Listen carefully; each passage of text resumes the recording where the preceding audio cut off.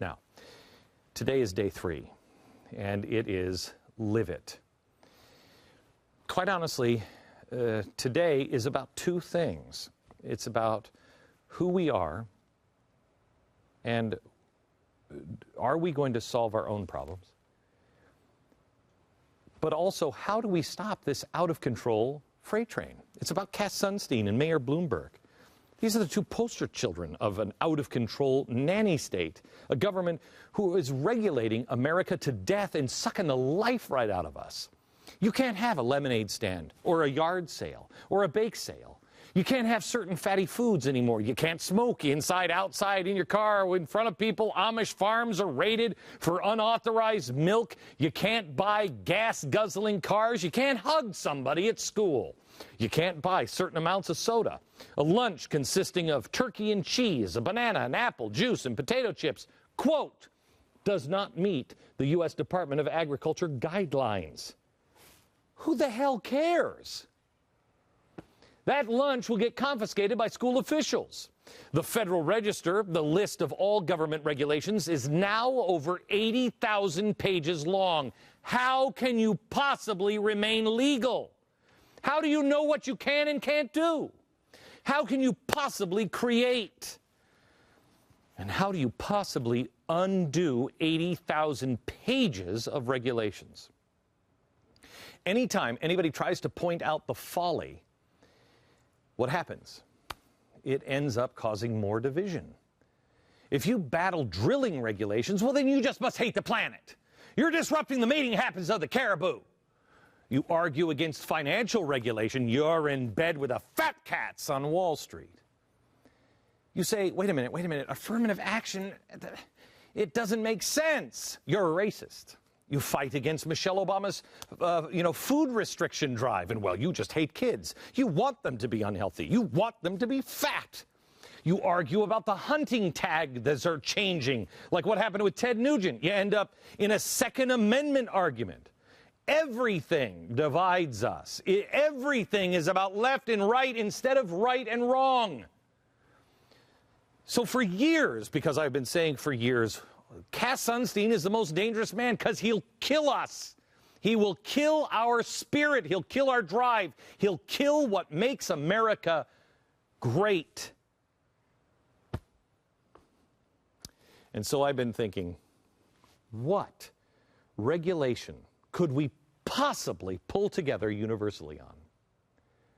What's the one regulation that would unite us instead of divide us? Hold that thought. Let me show you what's happened just over the last 12 months that we all know is nuts. Over 50% of Americans have now lent a family member or friend money. It's just the beginning. It's why we've been telling you store food, get food insurance, learn how to can, buy farmland or learn how to farm, buy gold, silver, something with intrinsic value. By the way, have you seen the price of gold? $16.40 per ounce. Look at that spike. What happened yesterday? What happened?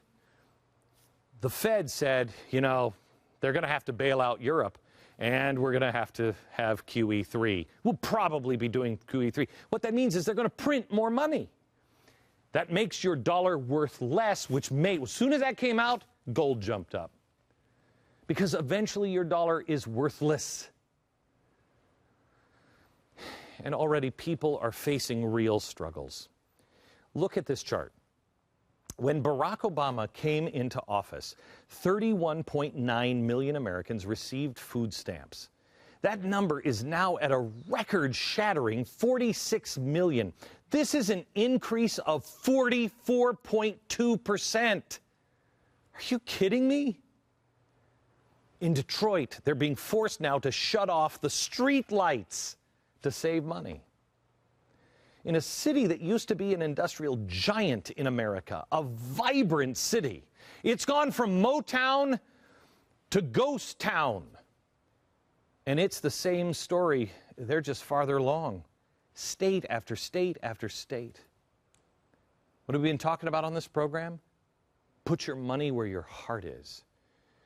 Be charitable. Live a life of honor. Love your fellow human being. Be a source of hope for someone else. Be a force for good. Be a shelter in the storm so the world will know that they are not alone.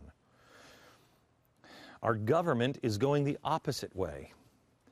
It's the exact antithesis of that. It says, you can't do this. You can't do that. Don't do that. We'll do it for you.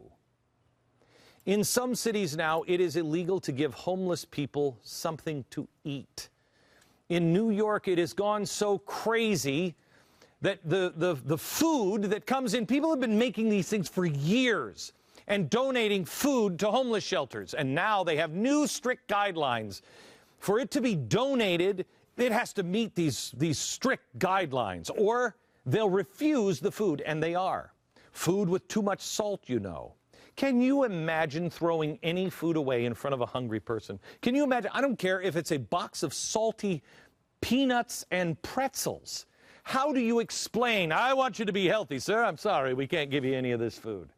Yeah, but I'm like starving. I know. Too much salt. We don't want you dying from too much salt intake. Not on our watch. That's crazy, and you and I both know it. Philadelphia, the city of brotherly love, has banned all outdoor feedings of large numbers of people in city park land.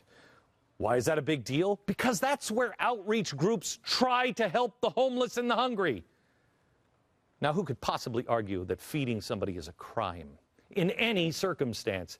To feed another human being? The government. They teach people to ignore your fellow man. Don't help them. We'll help them. Their message is Americans cannot help other Americans. Only the government can.